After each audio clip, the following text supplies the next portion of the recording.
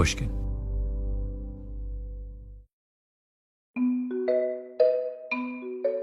Hello, Revisionist History listeners. Malcolm here. Today we have a special guest in the house, Rachel Botsman. Rachel is a lecturer at Oxford University and a world-renowned expert on the topic of trust. And importantly, not most importantly, but importantly, she's the author of a new Pushkin audiobook, How to Trust and Be Trusted. After more than 15 years teaching trust to CEOs, entrepreneurs, world leaders, and all kinds of students, she's now sharing these powerful lessons with you in her new audiobook. You're going to get a chance to hear one of her lessons from that audiobook in just a moment. But first, I want to speak with the woman herself. Rachel Botsman, welcome to Revisionist History. Tell me a little bit about your interest in trust. How did you come to this subject? It's a funny subject to study because it's really intangible, trust. But it came from a fascination in human connection. So I've always been interested in why we're attracted to some people and we repel from others. I've always been interested in what holds groups and teams and society together. And the force, the social glue, is trust. And what I realized is that in the field of trust, you sort of have people who study like cells and negotiation. So essentially, how do you manipulate trust to get something from someone? Or you have the other end, which is like the Esther Perel end, which is like the therapist. Let's repair trust when it breaks down. And there wasn't a lot in between, which I found fascinating. Yeah. And you were drawn to this because, is this something we do naturally and well, or something that we're bad at? It's a good question. Most of us trust naturally. It's a very intuitive thing. Most of us do it badly because we rely on intuition and not information.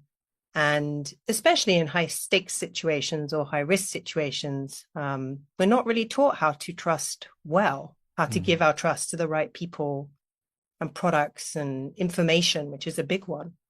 And everything about our society and technology now is speeding up those decisions. So our trust making is getting worse, not better.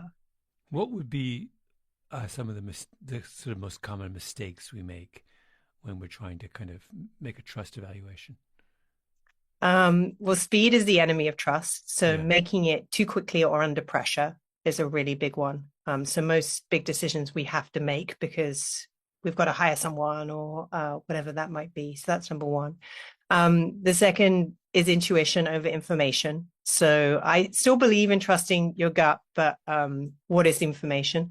There's a lot of evidence around charisma and confidence overweighting capability. And I think we're seeing that play out in sort of leaders that are getting elected. So those that seem like bold and disruptive versus steady and capable and maybe even bland, that really influences trust. They'd be my top three. Yeah. I'm reminded of years ago, I read this study of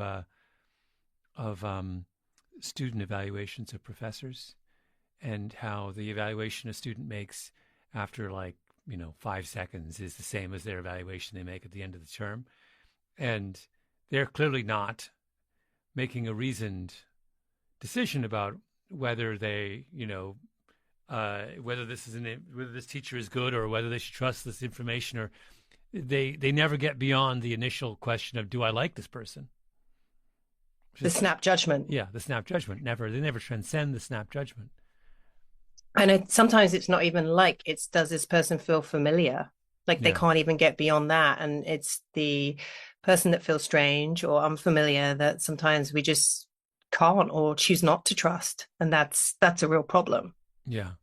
You spend a lot of time on the question of transparency. Can you talk a little bit about what do we gain from adding transparency into these? And what do you mean by transparency in this context? Or what do we lose as well? What do we lose? Yes. I think it's one of the biggest myths around trust that needs blowing up. So, transparency, I always think of disclosing information, right? So disclosing lots of information so you understand why something is happening, or good transparency is understanding the context behind a decision. So why did you choose to do that thing? But transparency in practice can feel like surveillance. So if you think about transparency, you're trying to get visibility into something. You're trying to understand where someone is by tracking them maybe on their phones. You're trying to understand what they're up to and what they're doing. And that is the very opposite of trust. So the way I define trust is a confident relationship with the unknown. Mm. So if you think, Malcolm, of people in your life, your professional or your personal life that you deeply trust, you don't need to know where they are. You don't need to know what they're up to. It's that visibility is a form of control. And that control can be a sign of lack of trust. So I think I'm not saying transparency is completely a bad thing, but this idea that you fix trust issues, systemic trust issues in an organization, even in a relationship, by making things transparent, it has a backfire effect where it might work initially because you think, oh, that person's being more open, or I have more visibility into that situation and therefore more control. But over time, it actually leads to less trust. Mm-hmm. But does that, when you said earlier that one of the things we need to do is to not make decisions quickly and gather more information, what's the difference between gathering more information and transparency? It's a great question. So it sounds like semantics, but there's a difference between openness and transparency. So if I came to you and said, I'd really love to know why you chose to put me on your podcast, Malcolm. Mm-hmm. And you said, sure, I'll share that information. That's being open. But if you said, you know what, you don't really need to know, or I can't really explain why. If I really trusted you, I wouldn't need to know. Oh, I see. Yeah. Do you see what I mean? So the problem is with transparency is when leaders promise it, and then an employee goes to them and says, well, I really want to understand what that person's being paid, or how the bonus structure works, or why you've changed the pricing mechanism, or whatever it may be. And then the leader goes, I can't tell you that. Well, you promised to be transparent. Yeah. So there's this difference between like being open and being visible and promising for transparency. Yeah. If you just put this in the context of leaders who are managers trying to create high trust teams, what advice do you give people who are trying to do that?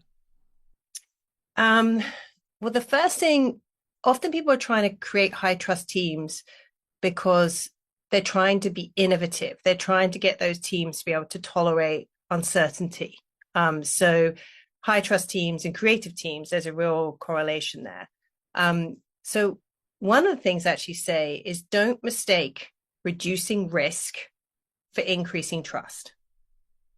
Mm-hmm. So what a lot of teams do is they figure out all the bad things that could go wrong right at the beginning.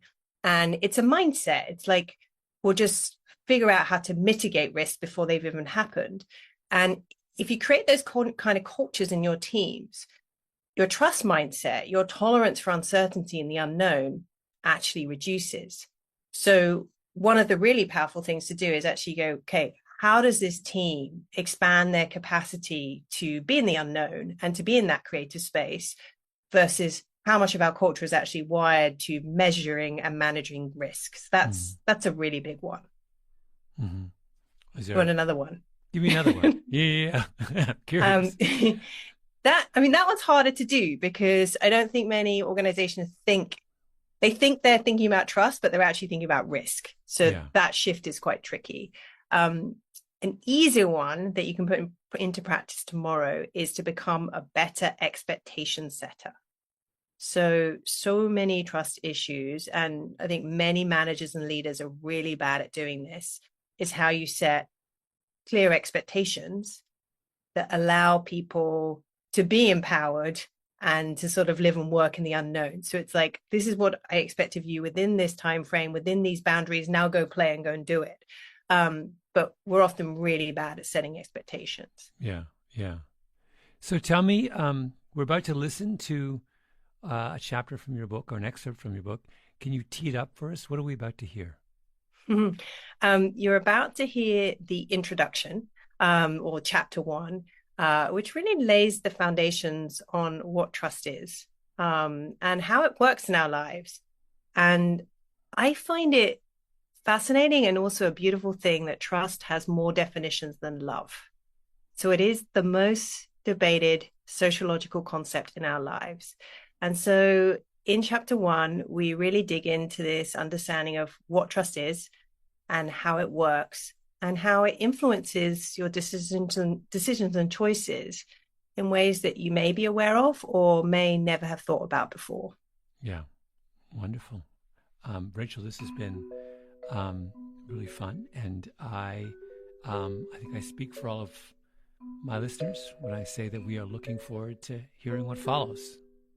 Yeah, I really hope it changes the way people think about trust. That's the reason for doing this. Yeah. And the name of your book is? It's called How to Trust and Be Trusted. Intentionally a two-way title because trust is something that you give and something that you earn. And we have to think about both those things in our lives. Yeah. Thank you so much, Rachel. Thank you, Malcolm. How to Trust and Be Trusted by Rachel Botsman is available on Pushkin.fm, Audible, Spotify, and anywhere you get audiobooks. Keep listening for a preview of the audiobook.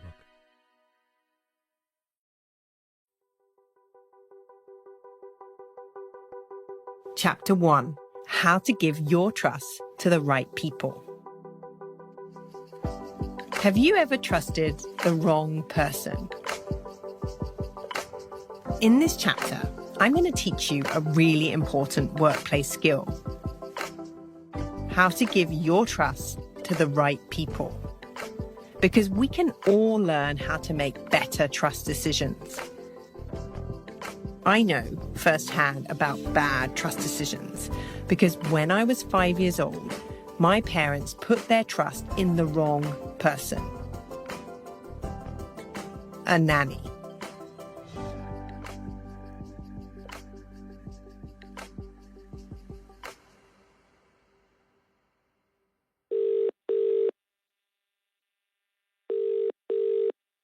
Hello?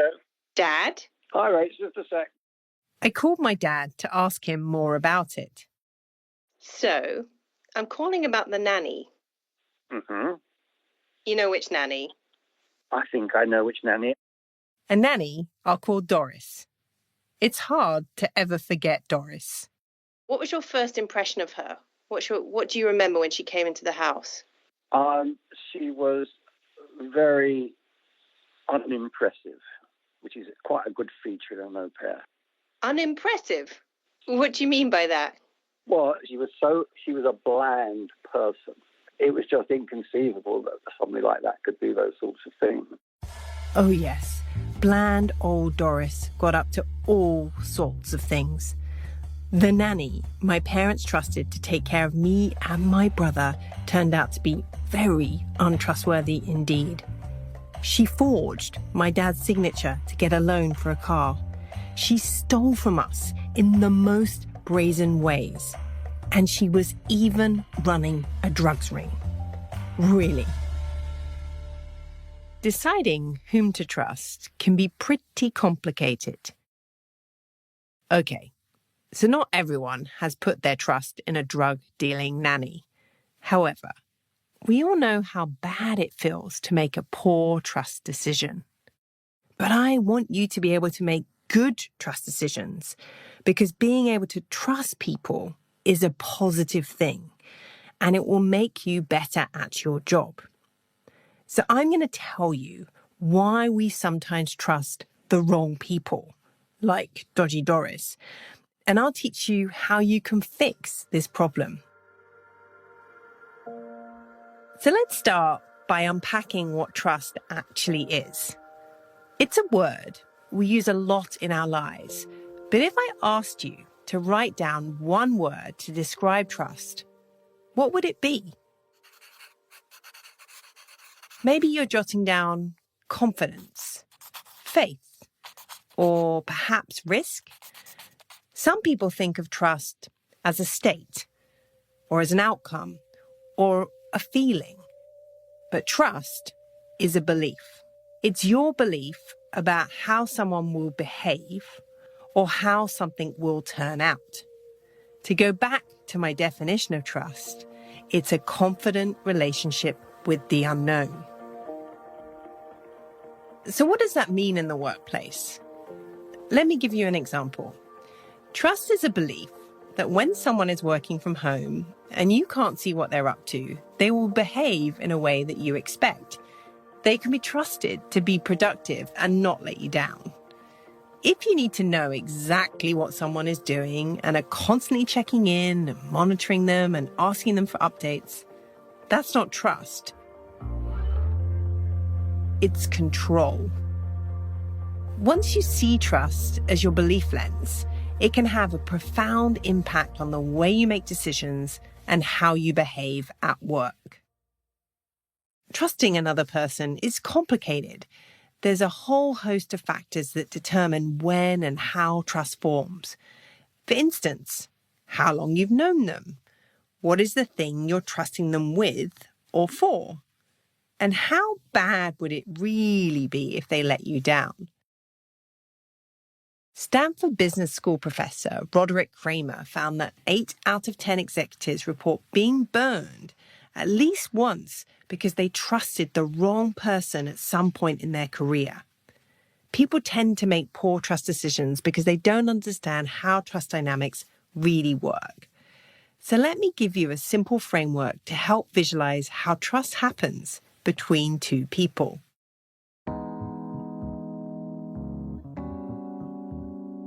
In any relationship, there are two players, the trust giver and the trust receiver.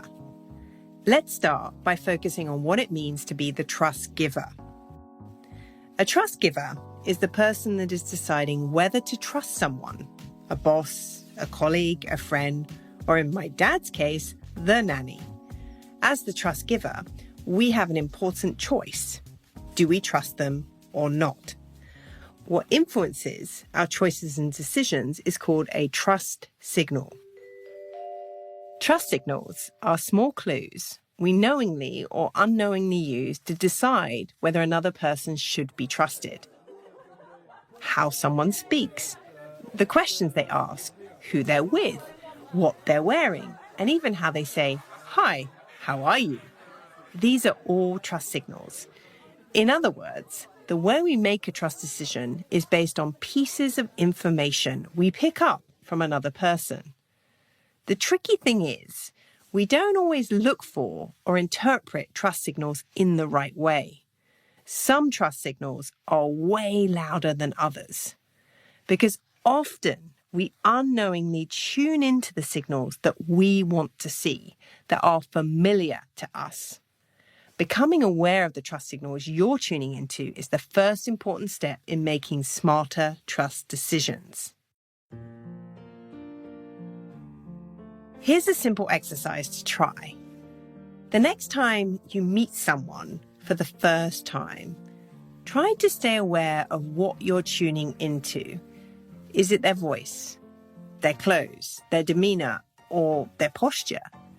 Similarly, what questions do you ask them in the first few minutes? Just becoming aware of how you're looking for things that are familiar can be powerful. Making trust decisions based on familiarity is a tricky behavior to change because our assumptions about whom to trust are deeply wired. They're often biases that have been with us since we were very young. When you're about 3 months old, you start trusting people who look like your parents more than other people. Maria Konnikova is a psychologist and author who's written a lot about distrust. She's an expert in the ways trust is exploited by everyone from con artists to poker players. And she happens to be a champion poker player herself. We trust people who seem like us, who look like us, who sound like us much more than we do people who don't. That's something that con artists, by the way, manipulate all the time as well. Oh, you're from New York, I'm from New York, and they might not have ever been to New York, but they try to get those little superficial similarities so that we have a basis for trust. There's a fascinating study on the link between trust and familiarity. The study, done by a professor named Lisa D. Bryan from the University of Glasgow, showed how facial resemblance enhances trust. Participants in an experiment were shown faces of strangers to be potential playing partners for a game. When the face of the stranger was similar to the face of the participant, they were more likely to trust the unknown person. Take a moment to think about that. Have you ever trusted someone just because they felt familiar? Maybe they went to the same school as you, like the same sports team, or maybe, as in the study, they even looked a bit like you.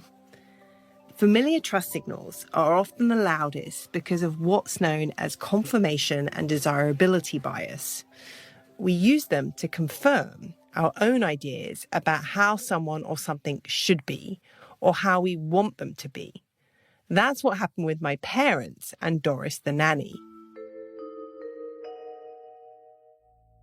She showed up wearing a navy-coloured uniform, complete with a bonnet hat. She had a mop of curly hair and large steel-rimmed glasses. She even played the tambourine. I'm not joking. What a trustworthy person she must be. And even when some major red flags started popping up, my parents let the familiar trust signals override their better judgment. There was the time Doris wanted to get away for a weekend, so she said her Uncle Charlie had died and she needed to go to the funeral. My dad found out this wasn't true when he called Doris's mum to express his condolences, and Doris's mum said, "But Uncle Charlie is just fine.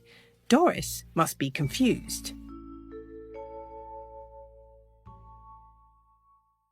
You can't be confused about whether Uncle Charlie is dead or not. He's either dead or he isn't.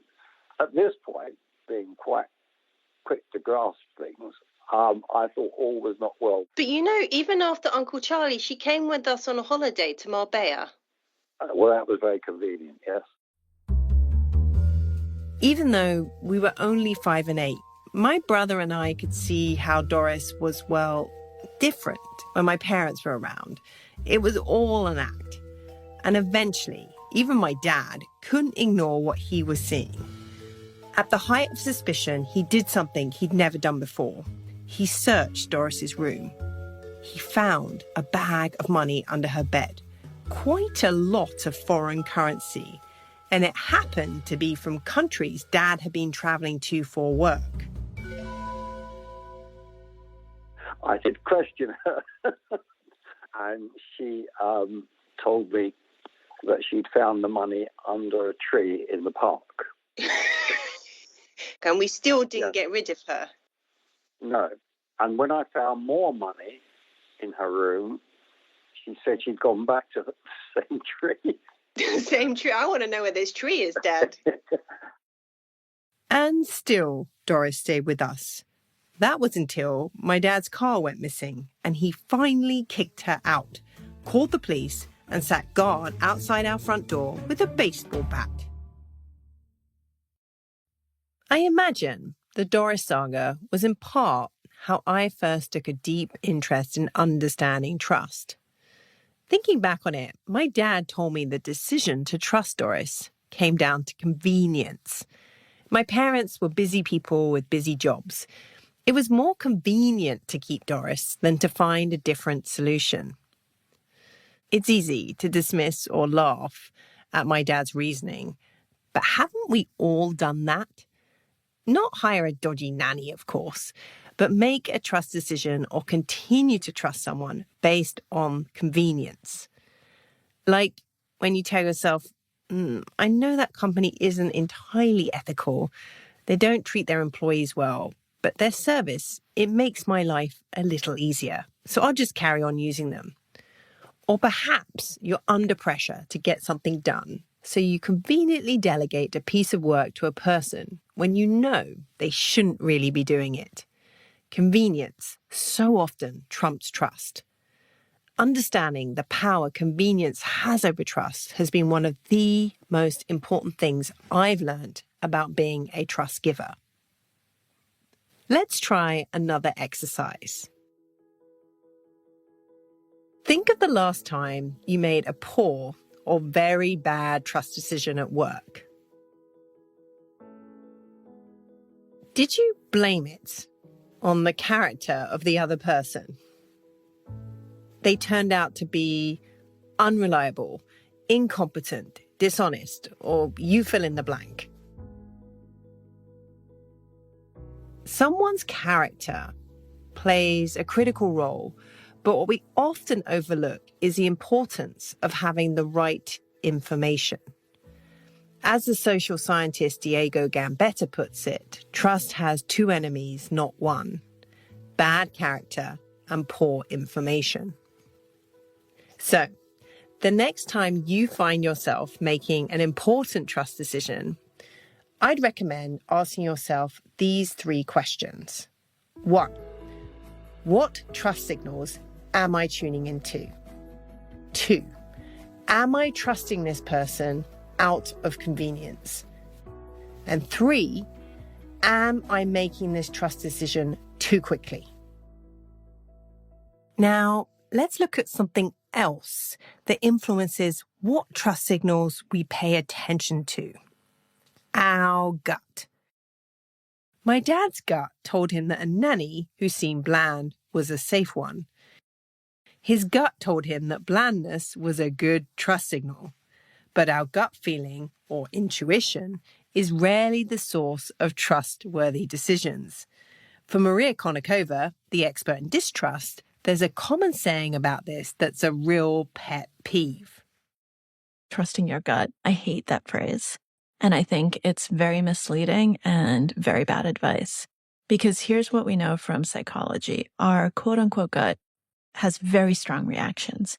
And they're sometimes correct and sometimes wrong.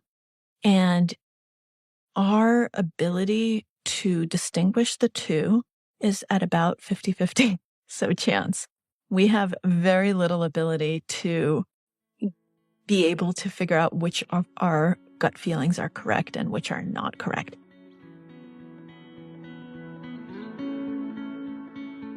So let me share with you something from my research that has made me think differently about the role of gut feeling in giving trust. Gut feeling is not the decision maker, but a decision driver. So use your intuition, but challenge it with other information to make sure it's accurate. Here's how this might come up in your job. When you're thinking about how to have a difficult conversation with a colleague, or when you're taking a brief from a potential client and you're not entirely sure what they do. And of course, when you're hiring someone new, don't let your gut make the trust decision.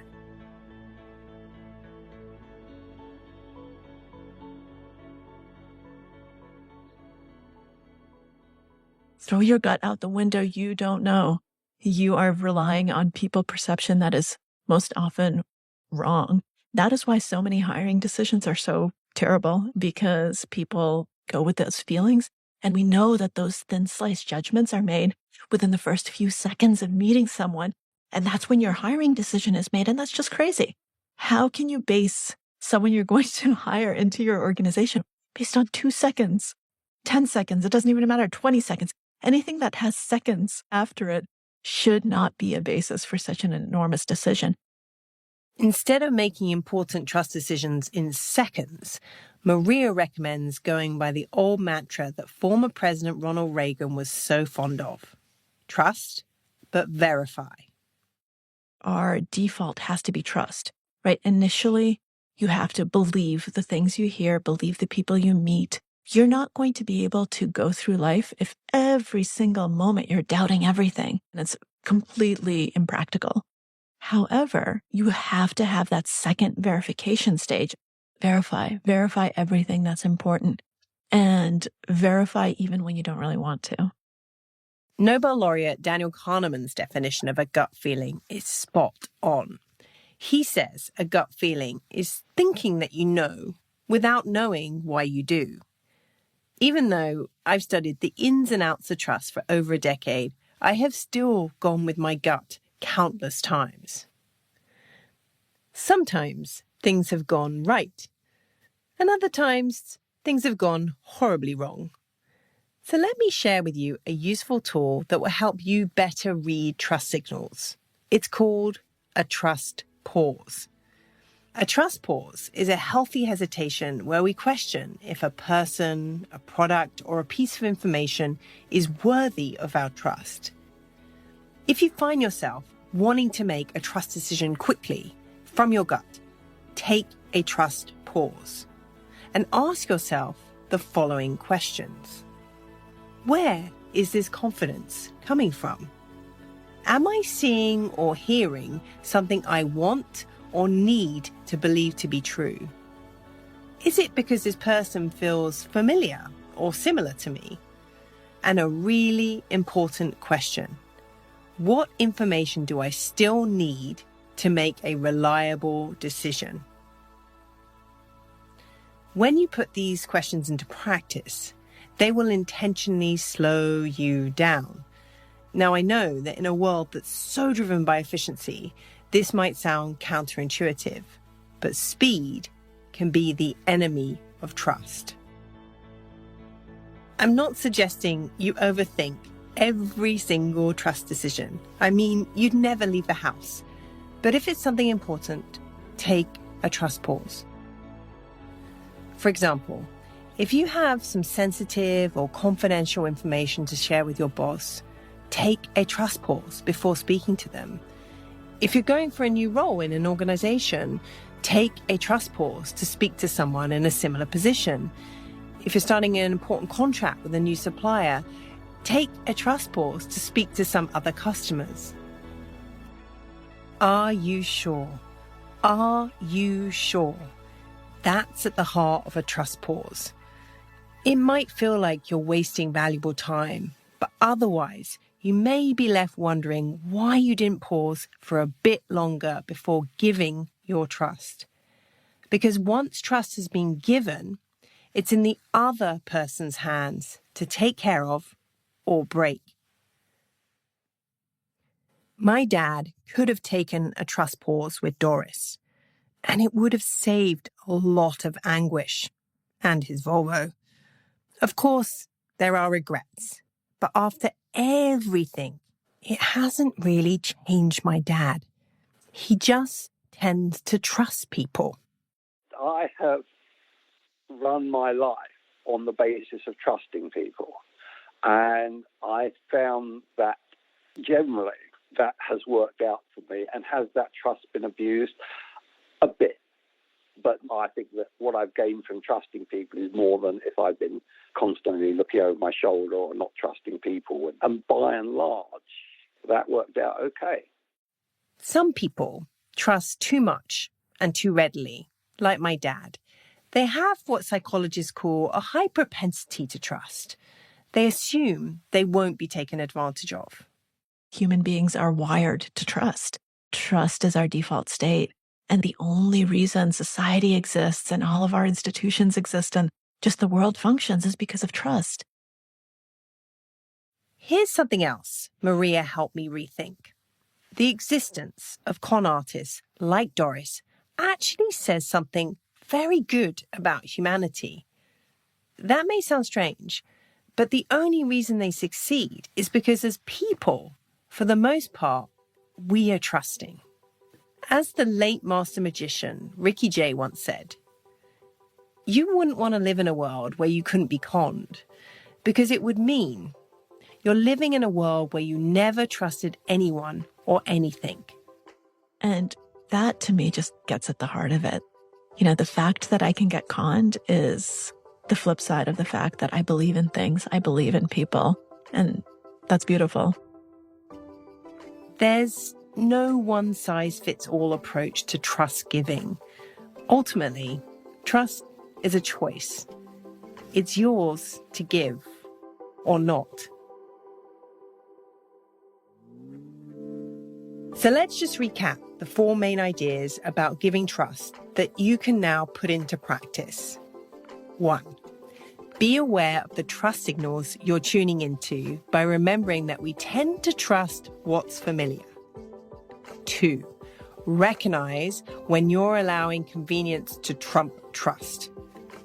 3. Reframe your gut feeling as a decision driver, not the decision maker. And finally, 4. Speed can be the enemy of trust. So take a trust pause to get the right information. I'm going to leave you with a question to think about as we head into chapter 2. How do you get someone else to trust you?